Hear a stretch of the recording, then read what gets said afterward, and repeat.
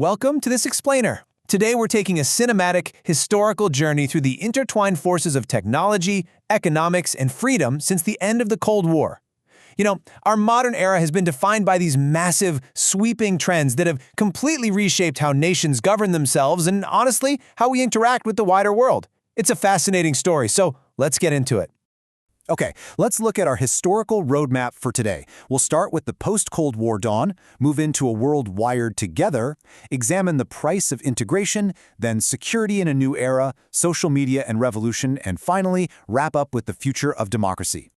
So starting us off, Section 1, the post-Cold War dawn.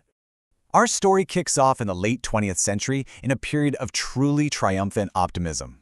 This was an era marked by the sudden fall of old empires and the exhilarating birth of a brand new digital frontier. Think about it. In just a 6-year span, the foundation for a deeply interconnected, globalized world was rapidly laid right out before us. In 1989, British computer scientist Tim Berners-Lee invents the World Wide Web. By 1991, the entire geopolitical map is redrawn with the collapse of the Soviet Union. Fast forward to 1992, and over 170 nations are gathering in Brazil for the Rio Earth Summit to tackle environmental issues. Then by 1995, the World Trade Organization is formed, wielding binding authority over global trade. Talk about a dizzying acceleration of global connection. Now, the really crucial point here is that the monumental collapse of the Soviet Union completely discredited authoritarian central planning models. Almost overnight, the political weather changed. This historic shift threw the doors wide open for democratic reformers all around the world, from Poland to Chile, to aggressively pursue multi-party elections and market economies. And during the same hopeful window, the United Nations even expanded its peacekeeping missions, deploying blue-helmeted troops to conflict zones across Africa, the Balkans, and Asia. Moving on to Section 2, a world wired together. With the political landscape fundamentally fractured and rebuilding, a totally new kind of power emerged on the world stage. The incredible power of instantaneous, borderless communication. Suddenly, the physical barrier between a distant conflict and global public awareness was compressed to almost nothing. Through satellite broadcasting, which was pioneered by cable networks like CNN, images of distant protests were literally beamed into living rooms worldwide within hours. The spread of digital communications meant that ordinary people, even those living in previously closed societies, were all of a sudden tapping into this massive global conversation. This shift in information access was an absolute game changer. For decades, authoritarian governments had tightly controlled their populations through strict state monopolies on print and broadcast media. But this new digital reality, it meant that information became incredibly difficult, if not outright impossible, for even the most determined governments to suppress within their own borders. Which brings us to Section 3, the price of integration. As information began to flow freely, so did money, exposing a central friction of the era. International organizations like the World Trade Organization, the International Monetary Fund, and the World Bank started coordinating financial policy on a scale the world had literally never seen before. But as democratic movements gained momentum in places like Eastern Europe, South Africa, and Latin America, a really hard question emerged. Did these intertwined technological and economic forces actually serve the cause of individual freedom? Or did they merely reshape which elites held the power? As we can objectively see, the results of this economic integration produced incredibly uneven and complex outcomes across different populations. On one hand, the promise was fully realized as hundreds of millions of people were lifted out of extreme poverty in nations like China and India within a single generation. That's massive. On the other hand, critics forcefully argued that these exact same policies widened inequality between wealthy and developing nations by favoring capital mobility over labor protections. It was a massive global trade-off. This leads us to Section 4, security in a new era. While the world was busy grappling with the economics of globalization, that post-Cold War optimism we talked about was violently interrupted at the dawn of the 21st century. This permanently altered how nations approached their most basic duty, security. The devastating September 11th terrorist attacks in New York and Washington, carried out by the Al-Qaeda network, completely shattered the optimistic mood of the 1990s. The shock of these events triggered a global war on terrorism, forcing governments worldwide to rapidly adapt to stateless threats.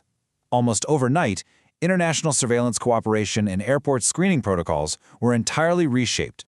Now we need to impartially view the intense historical debate that followed.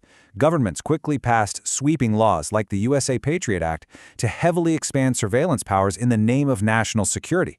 However, civil liberties advocates warned these tools dangerously compromised individual freedoms. The profound paradox here is fascinating. The exact same internet that empowered activists and dissidents was now enabling highly sophisticated government surveillance and the rapid spread of deliberate misinformation across borders. Let's look at how this played out in Section 5, Social Media and Revolution. This growing tension between digital liberation and state surveillance reached a historic boiling point a decade later, playing out dramatically in the Middle East and North Africa. Digital activism fundamentally changed how citizens challenged their governments. Before this era, South Africa's transition under Nelson Mandela in the early 1990s offered a hopeful model, proving that peaceful negotiation could dismantle institutionalized oppression. But now, activists had powerful new digital tools at their disposal to force change at lightning speed. The Arab Spring vividly demonstrated both the immense promise and the devastatingly fragile reality of technology-enabled political revolutions.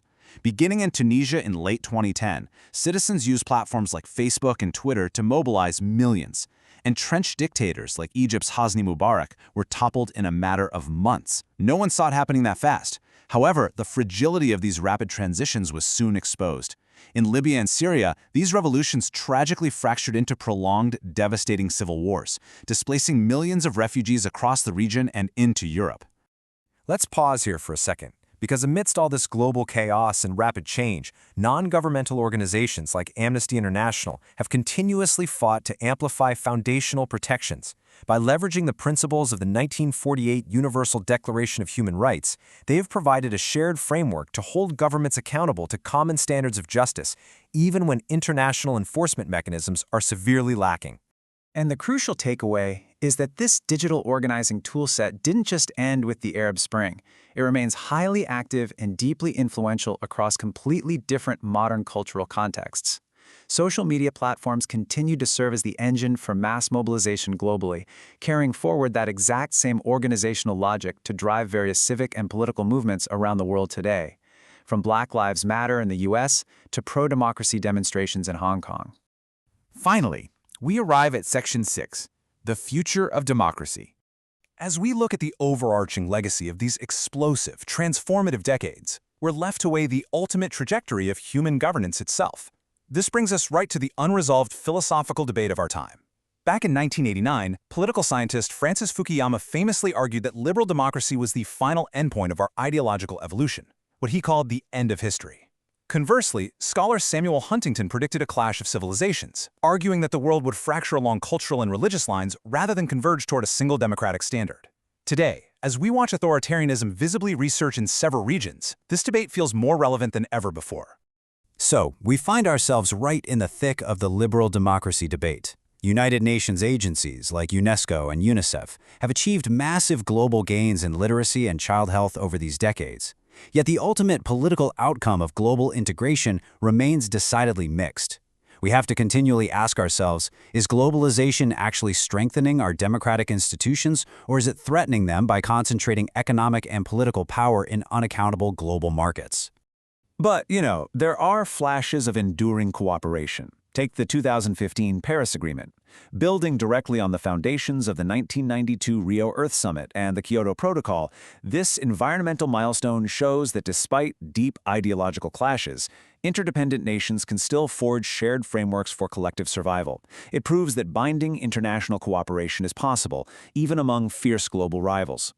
So, I want to leave you with this final, provocative thought to chew on as you examine the ongoing forces of technology, freedom, and interdependence that are shaping our future right now. Have these miraculous advancements genuinely liberated us, or have they just changed the rules of the game? Thank you so much for joining me on this explainer, and keep questioning the trends that are building our tomorrow.